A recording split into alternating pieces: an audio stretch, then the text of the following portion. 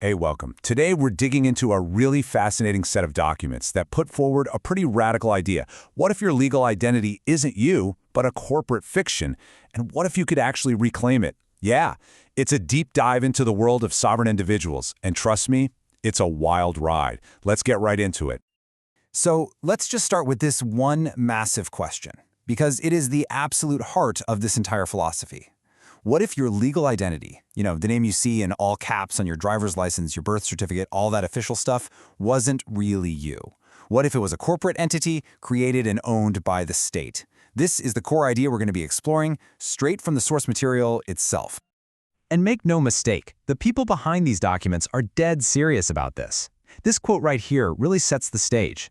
They're not just kicking around interesting ideas for fun. They see this as a practical, step-by-step guide to what they call liberation from a system of legal tricks and illusions. Okay, so to really get a handle on their path to liberation, we first have to understand the prison they believe we're all stuck in. According to them, we're all bound by these invisible chains inside a legal framework that's hidden in plain sight. And this brings us to this very strange, very fascinating concept they call the dead corporation. So what exactly is this dud corporation, or dead corporation? Well, here's the theory in a nutshell. When your birth is registered, the state doesn't just make a note of it. It supposedly creates a legal entity, a fiction, that has your name.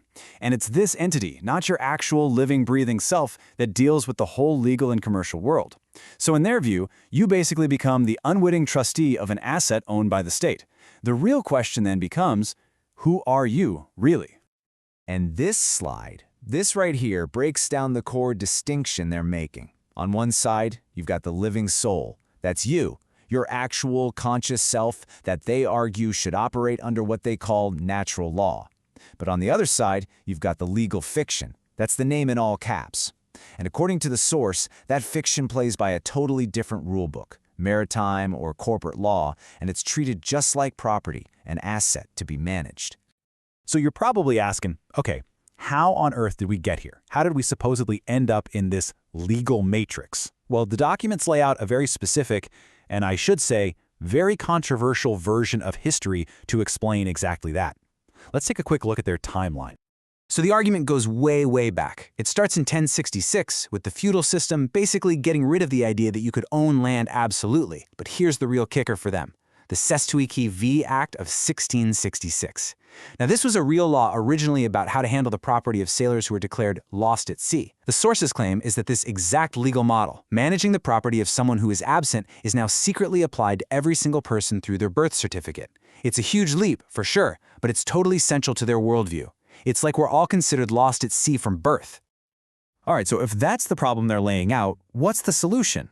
Well, these documents don't just stop at diagnosing the issue. They lay out a very detailed administrative process for anyone to, as they see it, reclaim their name and declare their own sovereignty.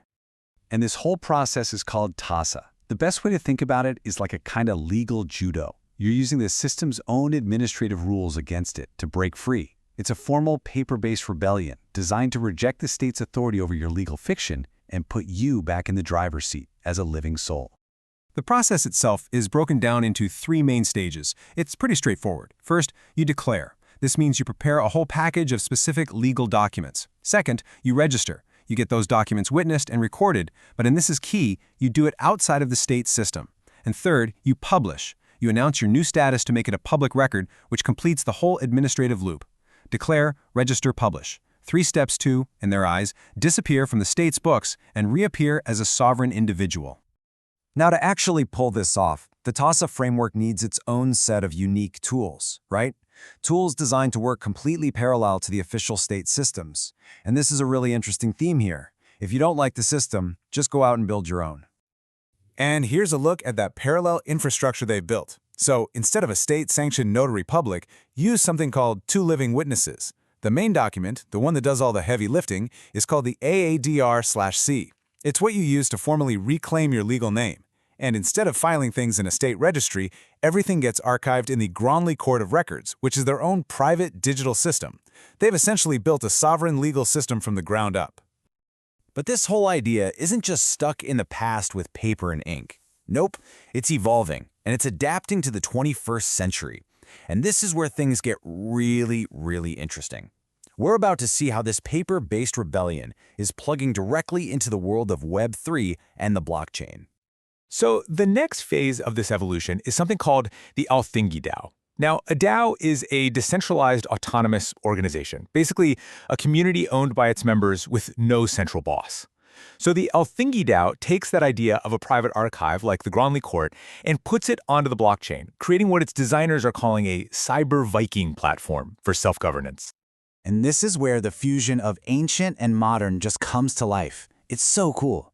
The DAO is run by smart contracts they call the God protocols, and each one is named after a Norse god.